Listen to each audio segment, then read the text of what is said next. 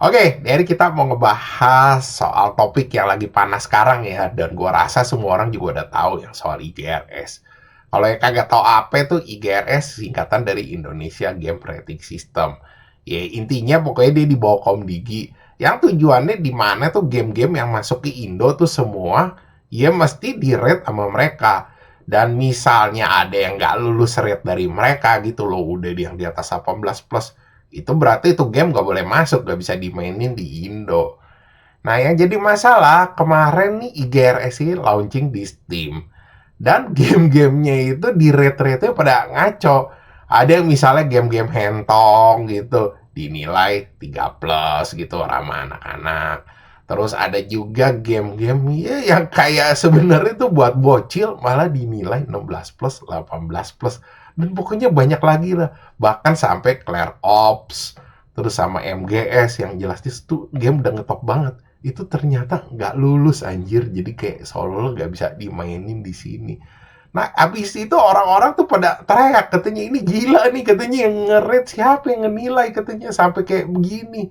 Dan bahkan ada beberapa mereka tuh yang udah mulai menduga-duga katanya. Kalau ini jangan-jangan cuma sekedar kopas doang atau pakai AI gitu loh buat nge-rate-nya. Kenapa mereka bisa pikir begitu? Karena katanya buat nge-rate game gitu, misalnya mereka main, itu game-gamenya kan banyaknya sejibun setengah mati. Itu cepet banget maksudnya bisa ke-rate gitu. Jadi mereka curiga ini kayaknya nggak bener gitu loh. Dan gak lama habis kisru-kisru ini, Steam akhirnya ngebalikin lagi hari ini tertanggal.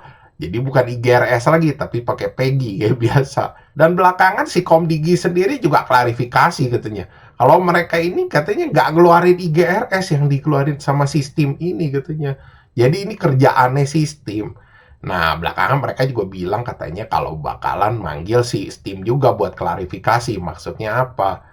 Dan akhirnya tuh staf khususnya Komdigi, ya lu tahu Rudy Valinka tuh yang sering eksis di Twitter, dia ngomong katanya, kalau ini nih sebenarnya katanya kerjaan Steam nih, katanya kasih review palsu tuh rate-rate-nya.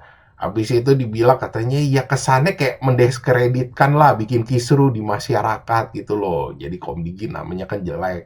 Dibilang katanya dia juga udah ngelanggar hukum nih sistem ini. Ya, kemungkinan katanya Komdigi juga bakal ngambil tindakan ke sistem ini.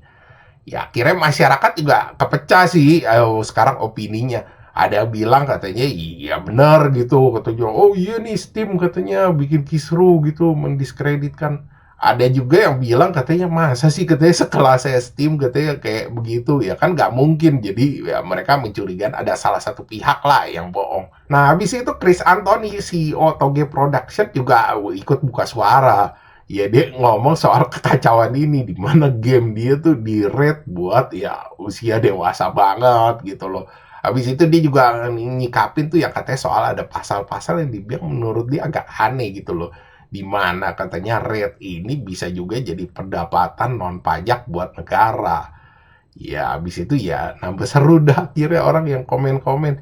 Ya kalau buat gue sih ya, yang pertama soal kalau pendapatan ke negara non pajak, ya kalau buat game-game gede sih oke-oke aja gitu loh. Ya mereka emang ada anggaran buat kayak gitu. Ya mungkin itu ya buat biaya-biaya orang-orang yang ngetes itu. Cuman kasihan ke yang game-game indie anjir. Ya secara kan lu tahu mereka kan pasti low budget game-game indie begini.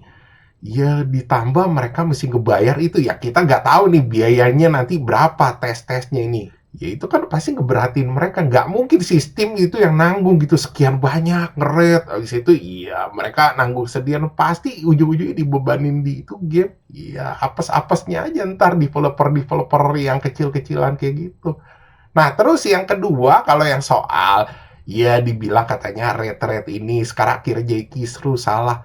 Kalau gue bilang sih sebenarnya simpel aja ya, kayak di luar aja gitu loh. Misalnya ngetes-ngetes gitu, emang ada orang timnya ngetes-ngetes. Terus yang tim penilainya gitu, misalnya siapa ya gitu, ada beberapa orang yang akhirnya mereka berembuk ngeluarin itu rate. Ya yang penting rate-nya itu bisa dipertanggungjawabin.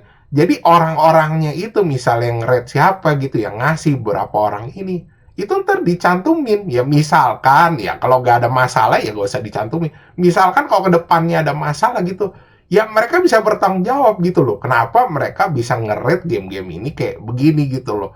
kan pasti ada yang salah lah, nggak mungkin 100% orang bener.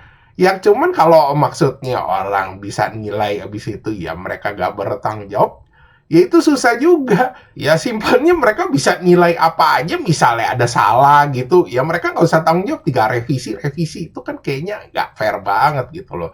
Ya sebenarnya sih gue tahu nih poin yang pertama tuh yang orang takutin kenapa. Dimana misalnya mereka biasa main game apa kayak Resident Evil atau apa, ya misalnya itu ternyata ke belakangnya gak lulus gitu loh, gak bisa masuk itu, ya orang kan akhirnya jadi gak bisa mainin itu game. Ya itu yang bikinan orang tuh bakal jadi pening tuh ke belakangnya kayak begitu. Makanya kalau gue bilang, ya mesti ada orang-orang gitu yang dicantumin gitu loh. Misalnya tar hasilnya rate-nya gak akurat gitu loh, ya orang-orang ini mesti bertanggung jawab gitu, ngejelasin kenapa lo ya, itu nilai itu game kayak begitu.